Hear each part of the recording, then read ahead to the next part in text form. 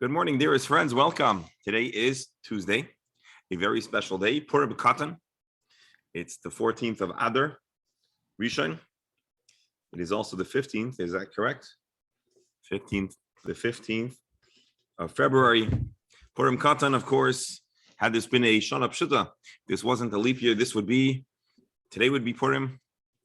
And Rabbi Applebaum showed me and others, it's known that Purim Katan is a day, truly a day devoted to Simcha, and it has many elements and components of Purim itself. And we know the greatest Simcha, the greatest joy, can be the joy of studying Torah and connecting to our eternal heritage.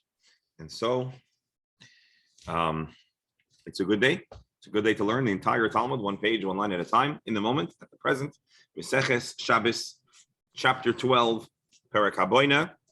And we've begun what I believe is a very fascinating topic. It has to do, of course, with the prohibition of being kotev, of writing on Shabbos. And so in order to discuss that, we're going to have to, there are varying opinions, which ultimately will have some influence on the definition of a written text and what it means to write. And of course, there's also the fascinating discussion about what is the Hebrew text. What are the essential parameters of the design of each letter? Is there a history behind them? Are some letters more recently introduced? So you might think that I'm quoting some academic article, but in truth, the Gemara itself is going to give us some fascinating teasers and some fascinating insight into the design of certain letters and so much more. It's a wild Gemara. Today, I think will be a little less wild, but by the time we get to tomorrow, we'll get to some very, very interesting, fascinating items. And as always, I need your support, your chachma, your input, so that we can make this Gemara. We could make our way through it with some of our hallmark chidushim and clarity that can only come from everyone's contribution. So I'm going to share the screen, and we will get started. So again, the Mishnah goes through a series of details or aspects of writing, and the initial statement basically is no matter what kind of writing you do, you write it with one hand, the other hand, same letter, different ink, you're chayiv. Rabbi Yossi clarified, I'm just giving you a fast recap, that writing is really roisham. It had to do with the markings on the krushim, and he has a much more strict viewpoint on kotev. Of course, the Gemara points out that it is possible that this initial line was also the opinion of Rabbi Yossi. If it is the opinion of Rabbi Yossi, why does Rabbi Yossi only written over here? So I don't know, but I'll tell you what the art scroll writes. The art scroll writes that it, on occasion, and I don't know exactly what this means, but this is from early and reputable sources, that sometimes in the authoring of the Mishnah initially, the name of the author was not included. And again, I don't know exactly what this means. Maybe there was some confusion in the exact Misora, or anyways, at this point, they introduced Rabbi Yossi, but really this is all the words of Rabbi Yossi.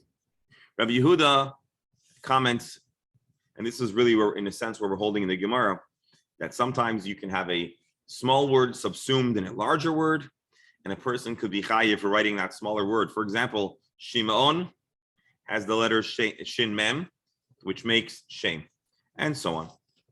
That was the Mishnah. The Gemara started defining what's right and left. Is it ambidextrous? And that's kind of how it seems like we left off. Alternatively, you're not ambidextrous, but Rabbi Yaakov says that because Roisham is just about the mark, not the specific letter, so therefore a person would be chayiv nonetheless. I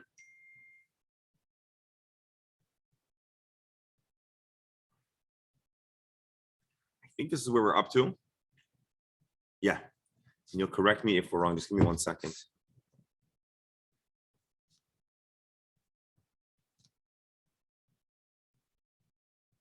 All right. I'm Rabbi Yehuda. The Gemara quotes Rabbi Yehuda in the Mishnah as saying, Matzino, sometimes you can have a smaller letter or a smaller word within a big word. So like Shem Yeshima. Ella Rabbi Yehuda Shtei Eis. Let's understand the position of Rabbi Yehuda. Actually, let me do this. Let's open up the Mishnah in a text nearby. Where's Mishnah? Shabbos. We'll have this for reference.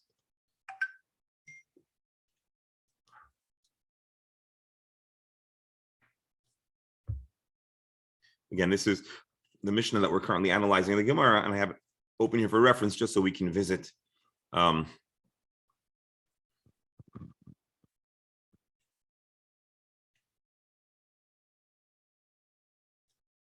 see something.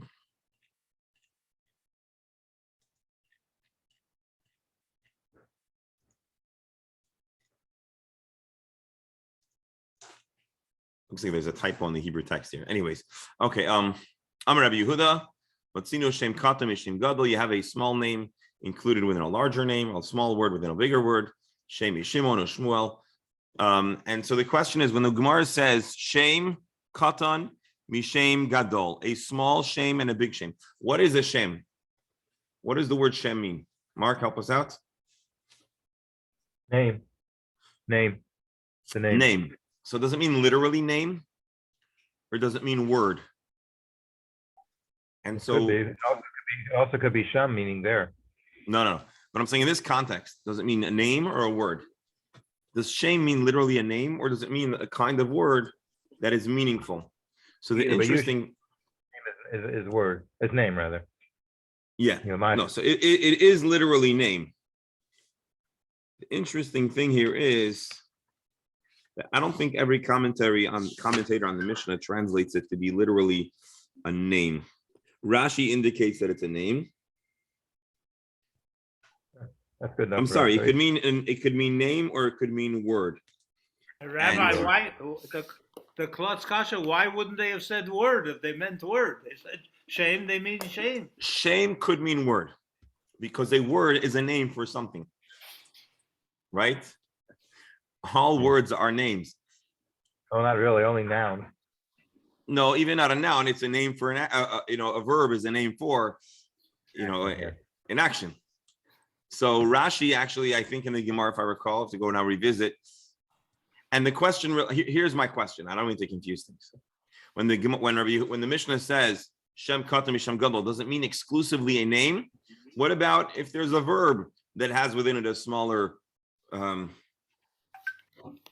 word? And I'm trying to think of an example. Would be that gets us to here. I'll tell you. Lachiot means to live. But the lechi also means a jar, right? Yeah, for example. So, anyways, the point is, I think Rashi's perspective. How about luah? Oh, no, that's not a verb. Say that. Anyways, the point is, it's possible that you could have other words that are not names. Rashi, I think, wants to be more inclusive. But if you look at all the examples that Rabbi Yehuda gives, they are all actually names. So it's just an interesting item to ponder.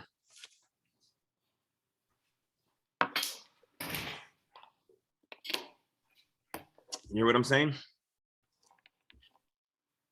Yeah, it's an important halachic matter to be verified, because are you chayiv if the partial word you write is not a name? Anyways, we'll see the Gemara, but I just wanted to bring that to your attention. Ella Rabbi Yehuda. Okay, so Rabbi Yehuda says a partial name.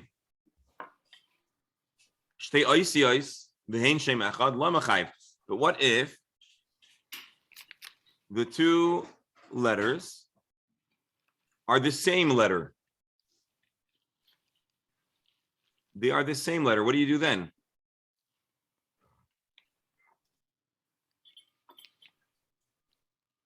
Are you not chayiv? So what's the example? Rashi, kegoin, sos, or shosh mishishach, oi tes, tos, me. What word is that? Anyways, oi chach, michachim. Anyways, titain. What's the extra nun? Okay. Anyways, The point is, on right, occasion, right. you can actually have a word that's the same letters, 2 letters. Sus means to rejoice or celebrate or something to that effect. So are those not chayiv? Because he says in the Mishnah that it has to be and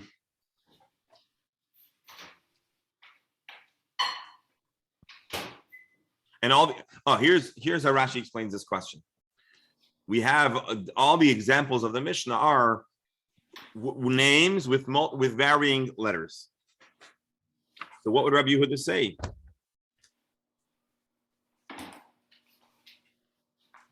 Again, 2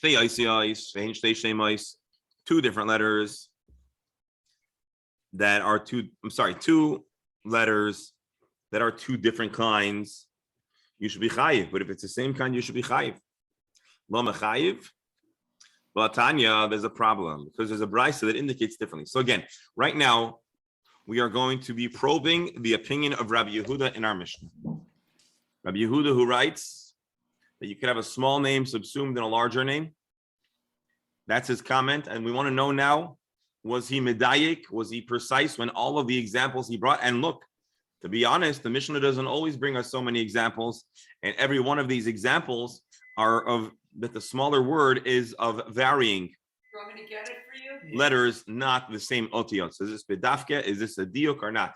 And quite frankly, our strong indication, our strong inclination is that the Mishnah is trying to give us a diuk that the 2 letters have to be distinct letters.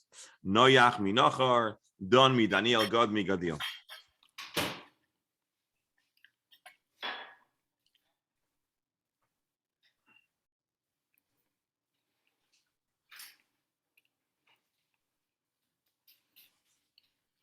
So now we're going to bring another brisa that quotes Rabbi Yehuda, and we're going to try to see if the way Rabbi Yehuda is quoted in this brisa is able to work, if it shtims, if it is consistent with the way our Mishnah is written. Tanya, let's go to a brisa which quotes a verse that we've actually analyzed previously. We've analyzed previously in our Gemara. Here is Safaria loading. Asher nasi yecheta. When a prince messes up, when a leader of the Jewish people sins, the asa achas mikol mitzvahs Hashem, and he does the asa achas, he does one of the mitzvahs, asher leisa asana b'shkaga v'ashem, that shouldn't be done.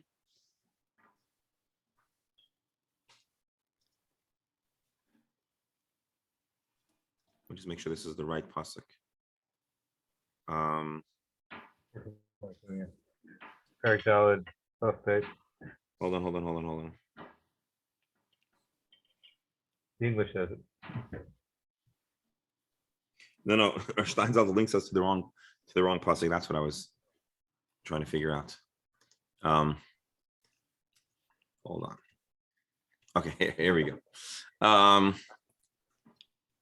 Daber el bnei Yisrael. Here, let's give you a translation, even though I don't like to.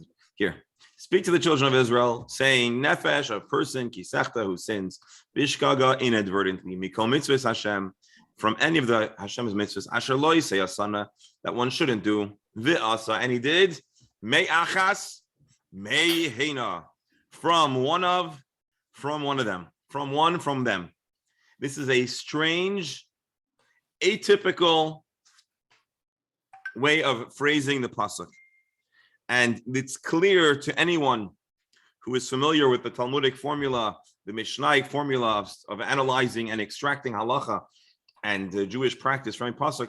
It is evident beyond a shadow of a doubt that this pasuk, it has added letters, added expressions which are there distinctly to contribute to our understanding of the laws, to add great nuance to this discussion. So the verse that describes shgaga, the verse that describes a sin that's inadvertently done, we're going to have a lot of details from the words me'achas me'heina. He does one of them. This is where the Gemara is going to start. So again, let's back up for a moment just to recall where we're holding. Our Gemara quotes Rabbi Yehuda. Rabbi Yehuda says that one could potentially be liable for writing a smaller word, even if it is subsumed in a larger word. And we're now probing the specifics. Can there be the same letters? Can there be the same symbols? Do they need to be different symbols? And so we're taking a detour. We're quoting a brisa. The brisa is now talking about the verse that describes sin. The Hatanya, the brisa, analyzes this verse and says, "Ve'asa achas," a person did any of them. Rashi, achas kula b'mashma. This would teach me any mitzvah or any avera, I should say. Yachal asher yichtav kol Hashem. So I would think, when is a person guilty when it comes to writing on Shabbos? Only when a person writes the entire intended word, v'yad sheyerag kol habeged, or if a person is doing another malacha, the brisa says. Maybe a person is only chayiv when they finish one unit. What's one unit? Well, if they're weaving one garment, if they're writing one word.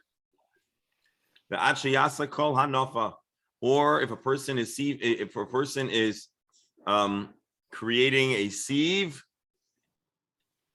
they have to finish the entire vessel that they're making.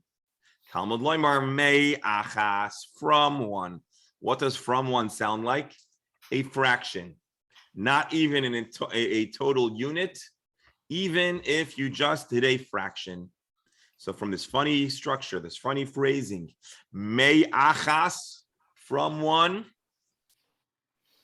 it could have just said achas, you just did one. If you did of one, tells us even if you had a fraction of one is also chayiv. What does that mean? Practically, that a person would be chayiv, just look carefully, even if they didn't write the whole word.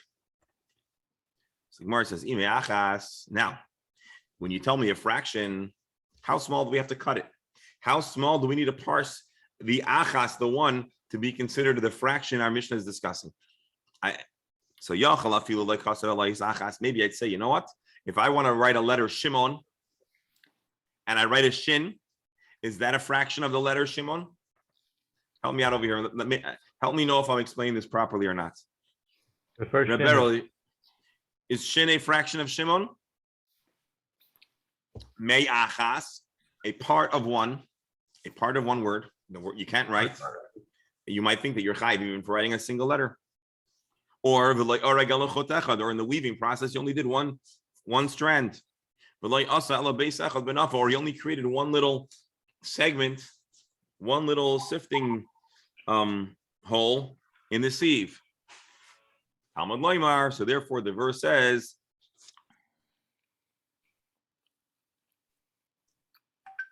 hold on, let me just make sure I'm getting the right text.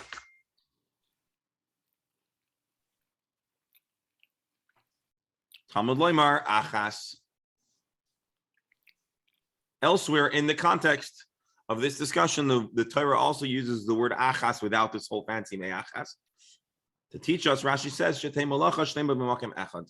has to at least have some fullness. What does that mean? Okay, Tzad, explain the balance. One place we say achas, and one place we say me'achas. Shem katan mishem gadol. It might not be the entire intended unit, but it has to have the capability of being a smaller unit. So a person is thinking they're going to write Shimon. That was their achas, that was their intended word. But if they wrote a word that could hypothetically be labeled as achas, one is chayiv.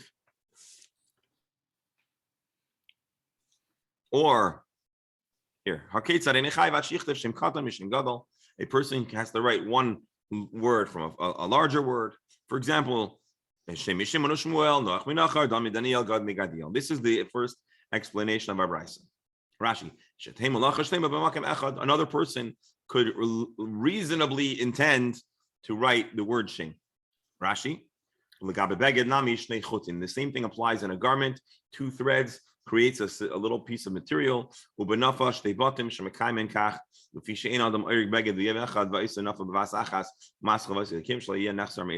Apparently, there's a standard minimum amount that a person would weave on a single day. Again, I have no expertise in weaving in the Mishnaic era, and let alone, or I should say, even to this very day, I don't have a lot of insight. But Rashi points out that whatever is considered an honest day's work or an honest sitting of work, that's considered in the cases of weaving to be chayiv. So this is the first opinion of the Brisa. You're wondering, what does this have to do with Rabbi Yehuda? Well, it's a good wonder. We haven't quoted Rabbi Yehuda yet. We're first quoting others. Now let's see Rabbi Yehuda. Rabbi Yehuda Omer. Rabbi Yehuda adds to the equation and says, you know when a person is chayiv, when a person is liable for writing on Shabbos, afilu loikasav ela shtei oisiois v'hein shem echad. Even if a person wrote two letters that are identical. Kigoin, and the Brisa now in the name of Rabbi Yehuda elaborates, sheish, teis, ror, gag, chach. What are these words?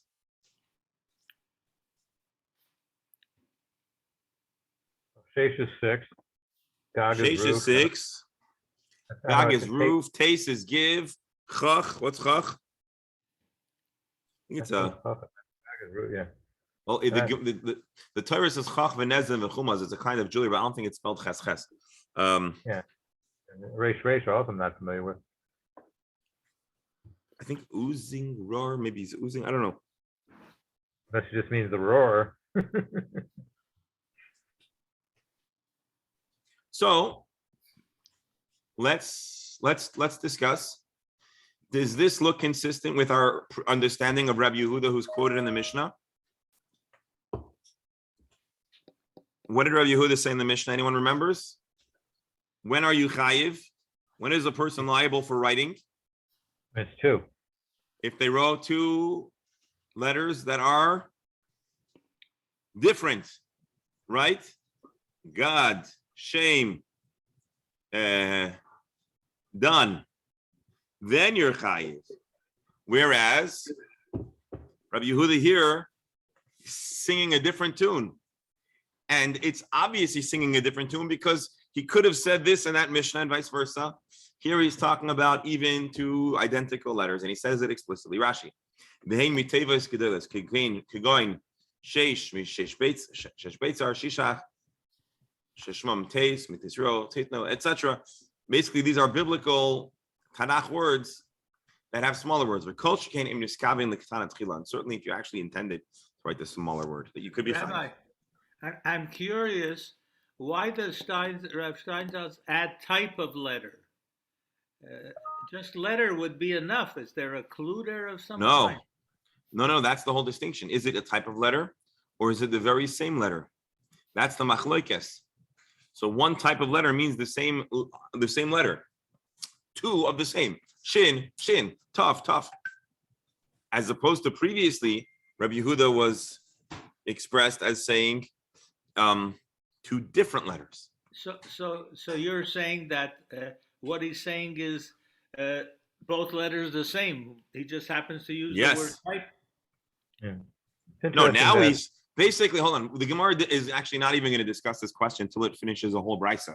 But I'm sharing with you now, it's clear that Rabbi Yehuda is not saying the same thing. The examples he gave were two different letters, and here the examples are all the same letters. There's another difference too, but we'll hold off on that for now. But the point is, here, I'm sorry. The art scroll, let me just see. Sheish means 6, taste means give, Ra means to ooze, Gag, okay, good, we got that right. And Chach indeed is a bracelet, as I mentioned. Although I thought it was spelled differently, but I guess not. Now let's continue the brisa. They ran for the translator. Reish comes up with nothing. Ches comes up as hook. Hold on. These are biblical words. So in modern Hebrew, I don't think you'll use rar to describe as oozing, but the Torah does use the word rar to describe rar b'vsara, that there's a person has a discharge. I believe it does use the word rar. So we're talking about biblical or mishnaic words. Modern Hebrew word, you have vav as hook, actually. You sorry? Vav would be a hook. Vav. Or hook. In biblical Hebrew? In modern Hebrew, at least. Vav. Anyway, I put ches. Oh, vavim. Yeah, but I'll tell you that what's interesting. So why doesn't? Well, actually, we'll see soon why the Gemara doesn't bring that as an example. It may be b'dafka.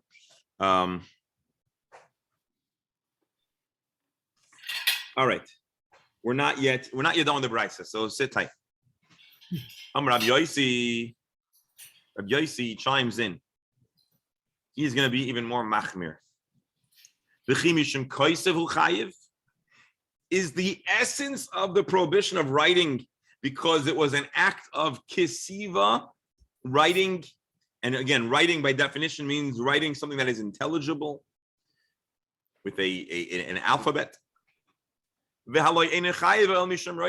essence of the prohibition is making a marking. Because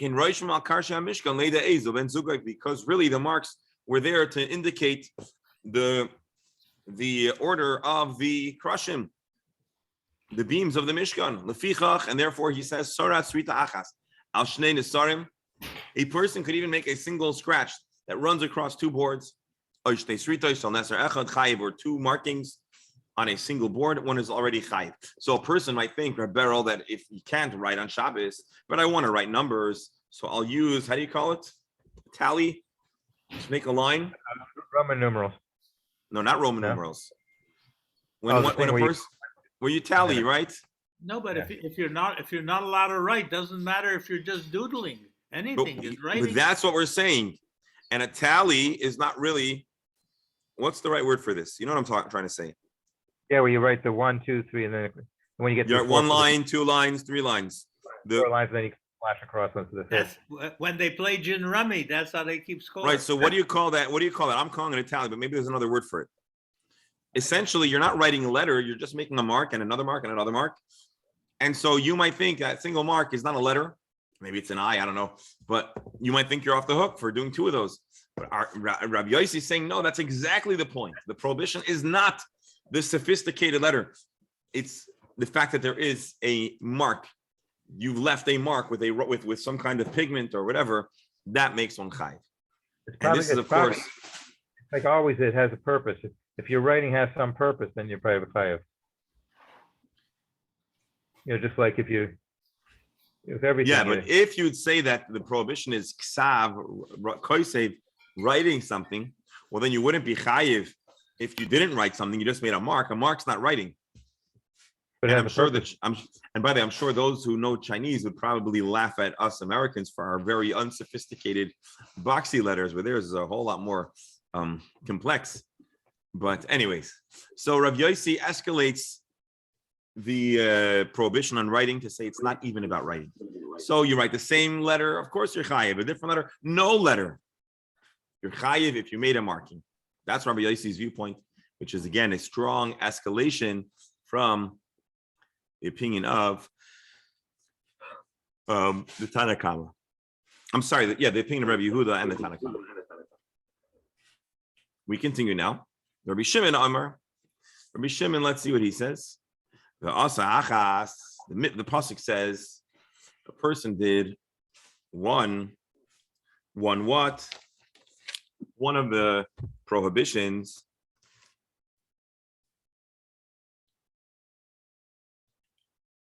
From the word achas, I might think that a person is chayiv had they only have desecrated Shabbos after writing the entire word that they intended to do, or until the entire garment is woven. Again, this is familiar. He's using a similar question. He tells us that even a fraction may achas from among one of them, you're chayiv. He may achas, but once you use the word me'achas, which again says, I don't know if anyone else uses this word, but I hope I'm saying it rightly, from a part of a unit, a part of one. If it's a part, what is the size of the fraction? Yachal, what is the size of a piece of one? I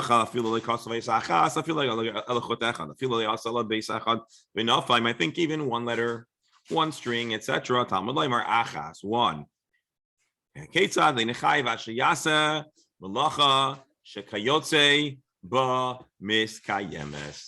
You're only chayiv once you've done a fraction that is going to endure.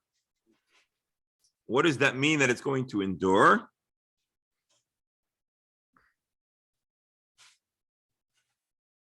You have to do enough of a malacha that it is chashuv. it has to be, let's see, Rabbi Steinsaltz explains it. One is liable for performing a labor that is the type that endures. So, for example, one stitch, one weave might fall apart, but if you do a few, it's going to stay. Or a letter that has that is constructive or valuable. And the Gemara is going to discuss. Rashi tells us the Gemara is going to discuss more at length to understand what Rabbi Shimon's really saying. But suffice it, yeah. I could see a lot of problems. Like if you were to do a survey and all you're doing is checking off true or false, that little check mark is significant. Correct. Is this yours? Yes, it's mine. But what that mark is conveying is not the value that the written word conveys. It's a mark. The mark is not what makes the statement. It's the words next to it that makes the statement. And so there is a strong svara, a strong consideration that's not considered, well, actually not a consideration. The matter of fact is that is not considered writing. That is not writing. That's a mark. You're going to tell me that in a multiple choice test where you fill in the circle, that's writing? It communicates something, but that's not writing. Maybe that's how writing developed, right? Maybe writing developed with a tally, with a mark. And maybe that's why one in its most simplest way of being written is just a simple line. That could be. Again, this is not my expertise. And maybe the professor could weigh in a little bit more about but anyways. We had the question with the ring that signifies the signature somewhere else. Right. So Kote, anyways. So we have here 4 different quoted opinions, all based on this attempt to synthesize between achas and me achas, a fraction versus the entire. And we understand that sometimes a fraction could be problematic. The question is, what is the definition of that fraction? Tanakama says it has to be a sophisticated name with multiple letters. Rabbi Yehuda says even if it's the same letter, so long as it actually conveys and has meaning. Rabbi Yossi says, forget that. Even if you didn't write any letter, you just write a marking. Again, an escalation in the direction of Chumrah, being machmir. And then we have Rabbi Shimon, who seems to be saying something more lenient, but he hasn't exactly specified what it means. It has to be miskayemis.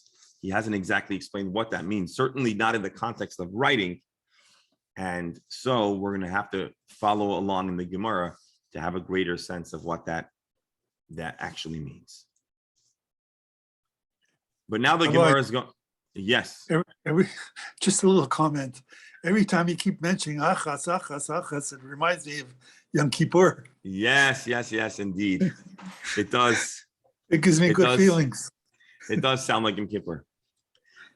Now, one last opinion. Rabbi Yossi Amar, v'asa achas, v'asa hena. It says in the pasuk, he did one. Elsewhere it says, he did them, plural.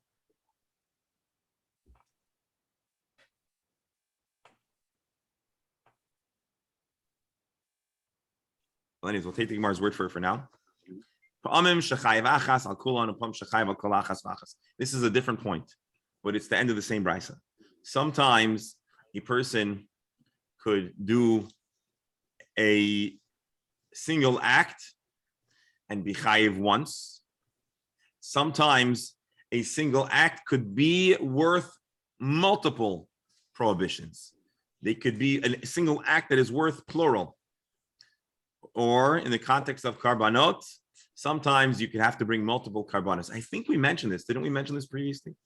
The idea that a person could do a single action at the end of last chapter.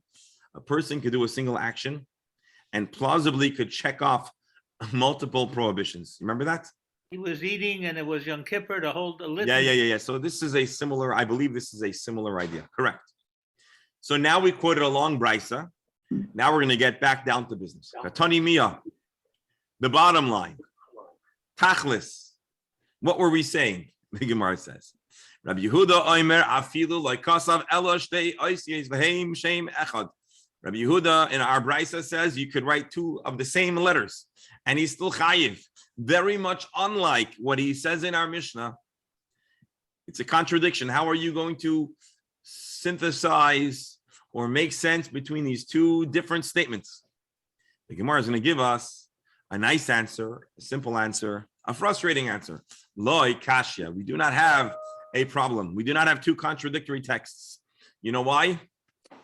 Sometimes a person could say something, but they're not saying their own words. Hadidei, hadirabe. In one text, he's saying his own halachic position. And in the other text, which we'll see soon, which is which, he's actually saying something, but he was quoting his teacher. The Tanya, Rabbi Yehuda, Emer Mishum Rabbi Gamliel. Rabbi Yehuda quoted his teacher, Rabbi Gamliel, who says, Afilo lekasav elashtei oisyos. The Hinshem Echad, Rabbi Gamliel says you could write two letters, same type of letter. Kigoin, Sheish, Teis, Ror, Gag, Chach. So our Mishnah is Rabbi Yehuda's own opinion. The Brisa is quoting Rabbi Yehuda, but only as he was quoting his teacher. And Shalom Neda reminds me of in our current events, someone released a video of our dear current president saying a very terrible word that starts with N. But the truth is he was quoting someone else's words. So was it his own words or was it someone else's word? And the psak is, in the days when he said it, it was permitted. But Bizman Hazeh, you're not allowed to quote other people either. Anyway, so that's how the Gemara Rebero, we said that even the ancient lifelong words of the Gemara have relevance to our current events. Shalom Eida, may our world become a little more normal. All right, so that's the Gemara. That's our way of synthesizing between these two statements of Rabbi Yehuda, Hadidei, Hadirabe. In one instance, he was saying his own opinion. In another instance, we have recorded what he said. He said those words. It's on a recording. Well, not a recording, but it's been recorded. But it's actually not his own words. He's quoting his teacher, Rabbi Gamliel. And we could back that up with another brisa, which clearly records that those words were said by Rabbi Yehuda, but he was quoting his teacher's opinion. This concludes this little micro discussion about Rabbi Yehuda. Now that we quoted a long brisa, we have to figure it out. We have to make sense of it. And so the Gemara is going to continue. What does Rabbi Shimon seem to say? So the Gemara asks, Rabbi Shimon, Haino Tanakama. The words of Rabbi Shimon sound like the Tanakama. Who's the Tanakama here? This is going to be Rabbi Gamliel, the first opinion, who says,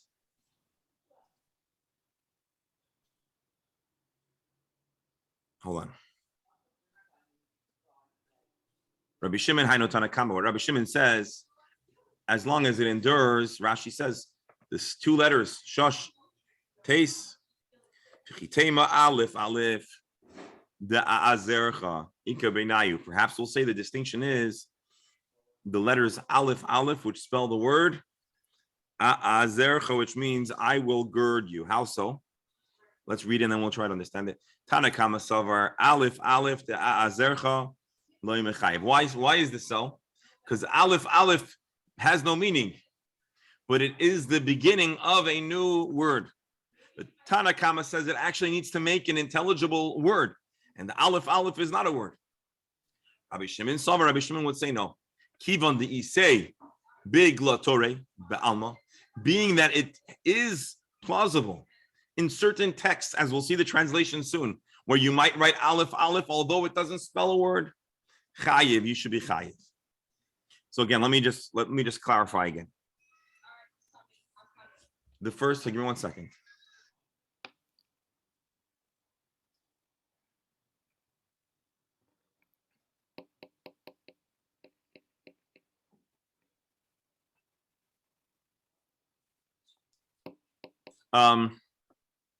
So again, it sounds, let me just recap over here. It sounds like the Tanakama says that two letters are prohibited to write if they are part of a larger word. Rabbi Shimon says If it endures, what does it mean that it endures? If the word has significance, has meaning. So are they not identical? So Gemara says no. According to the Tanna Kama, it has to actually spell a name or a word. It has to spell something. Could be the same letters, but it needs to mean something. But according to Rabbi Shimon, the Gemara answers, it could endure even if it doesn't mean anything. Let's read Rashi. Two letters that make up the beginning of a bigger word. But there's no such thing as a word that's spelled aleph aleph. But it does have some use, as the Gemara explains, in a glatore. What is a glatore? So we'll read Rashi and then we'll see if Rabbi Steindl has anything more to add. Kameyot, amulets, and similarly, words of black magic, vishal shemot, and sometimes works that are writing down different esoteric names of angels or demons or whatever. Korim b'lashon Latin, which in Latin they are v'shel minim kloteros v'regilim soifrim lichtav. Oh, what just happened here? Rabbi, we don't have to go that far. It could Hold be on. an acronym. Let's not go anywhere until we read Rashi, and then it's a good question. But let's do first things first. Well, first now I need to get my text back and freeze it at the same size because we just now zoom A. What just happened here? We just jumped a page. Not sure what happened here.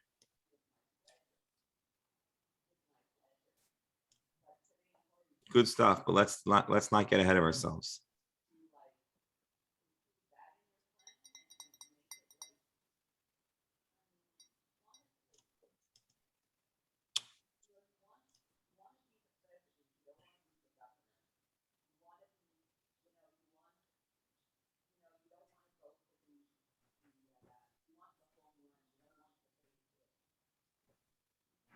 Hold on.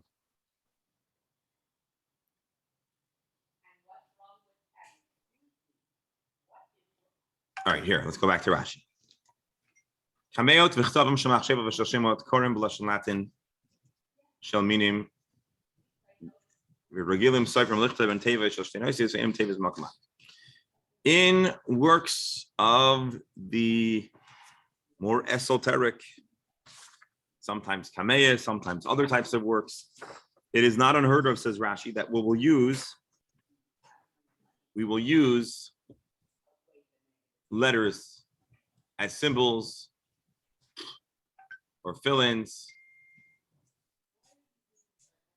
Same thing happening again over here. I don't know what's going on.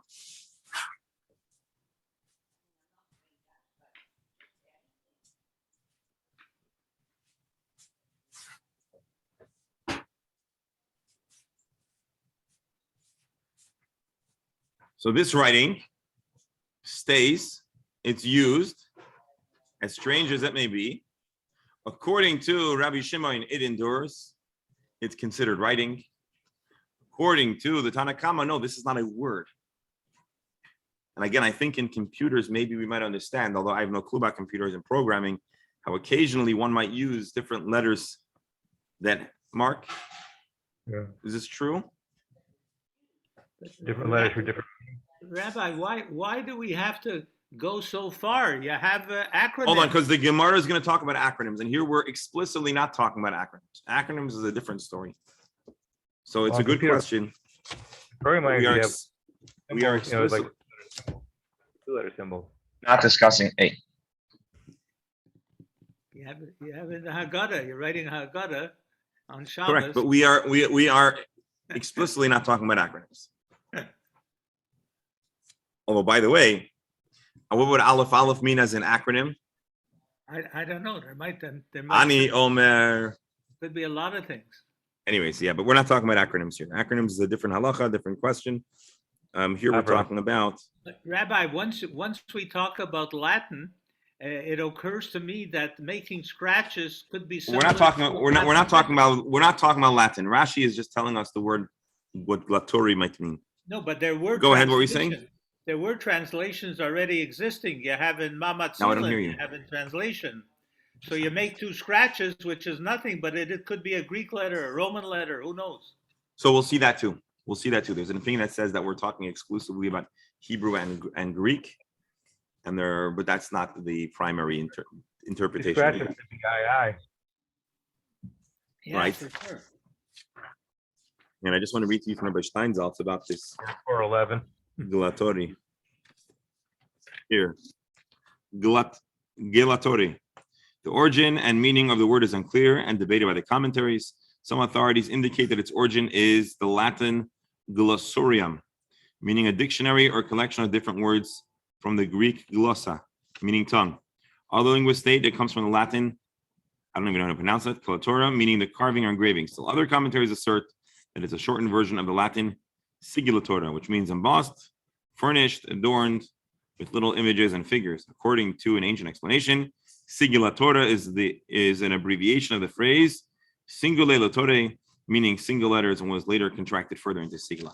Bottom line is, it's not exactly clear according to Rabbi Steinsaltz, but it does mean the method or the technique of using these varied letters. Now let's see if they'll let me scroll down or if I lost that ability here. I wouldn't dare mention the Chinese alphabet, which is pictures, but I wouldn't do that to you. Well, it's not a picture anymore. It's a symbol that was developed based on pictures. But as I said, One Chinese letter could probably be a whole word. Yeah, be a whole story. yeah, Actually, in English, you have one letter word. Oh, for sure. IA, for example. It's also in That's right. Chinese, they tell me how you pronounce it. That same Okay. letter pronounced one way or the other is a different meaning. all right, Beryl, I'm going to what's the word? I'm gonna Bail out. no. I'm gonna give you this is in honor of you. We'll take a look at this thesis. What's going on? Hold on. Here, Taisus. Taisus is answering. I wasn't going to read it, but you earned it. Biglatori ba'al machai. Pirish. Shekotvim b'kameya. This is common in a kameya. V'chein pirish ben chanano. V'yesh mefarshim aleph aleph. So yeah, pirish aleph aleph shekod b'kameya. V'chein pirish ben chanano. V'yesh mefarshim aleph aleph. Hainu amen amen. There are those who say that aleph aleph could be an acronym, like amen amen. And indeed, sometimes in a kameh you might have this aleph aleph. Vilesa, but it's rejected. The hainu notrikin, because aleph aleph to mean amen amen would be a acronym. With writing an acronym, a person could hypothetically be chayiv for even writing a single letter. And the opinion that says that you're pater for an acronym would even say that you're pater for two. So basically, the laws of acronyms, as will be discussed, are extremely or significantly distinct from our discussion here, and therefore we're not entertaining it at this point. But as you see, Taisus is responding to your question, so it's not all that. It's not all that crazy.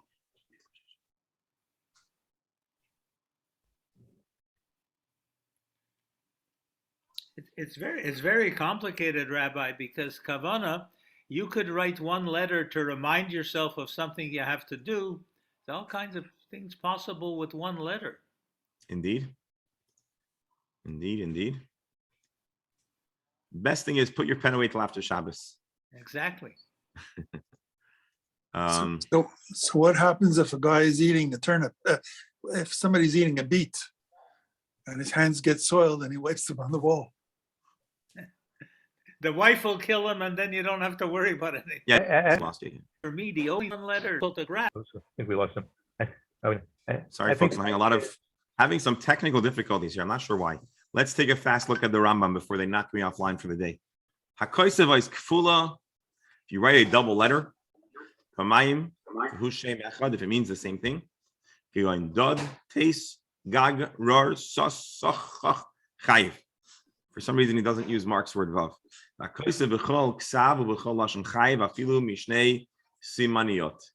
Writing can leave a person to be chayiv, even if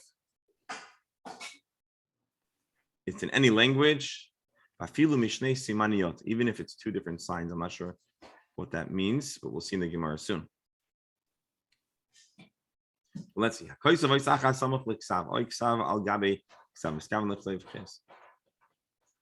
And we'll see this later. This is tomorrow's bar. So we'll leave it till then. There we go. Anyways, dear friends, if you think we haven't yet scratched the surface of the subject, the topic of writing, we're gonna, with Hashem's help, tomorrow explore ancient kitab. We're gonna talk about the tablets of the luchais. We're gonna talk about the Sofit letters like Mem, Nun, Tzadik, Taf, etc. And we're going to talk about, anyways, lots of interesting things they don't teach you in Hebrew school. So, my dear friends, wish everyone a wonderful day. Praying for the good health and circumstances of all the dear members of our Chabura, their households, for health and happiness. One more curveball, Rabbi. What about highlighting on Shabbos? Stop giving yourself so much credit. Good question. Don't do it. Is it considered writing? It would probably depend on if you ask, how do you call it, Rabbi Yossi or others. Let's pick up tomorrow. Good question. My dear friend. Shalom Ber, doing Chumash today? Yep. Chumash is back on schedule. Please rejoin the link. In just a moment, we'll end the chat, and then Chumash will start. So thank you all so much. Go ahead, Alan. So what Bernie just said, what if this guy is eating that beet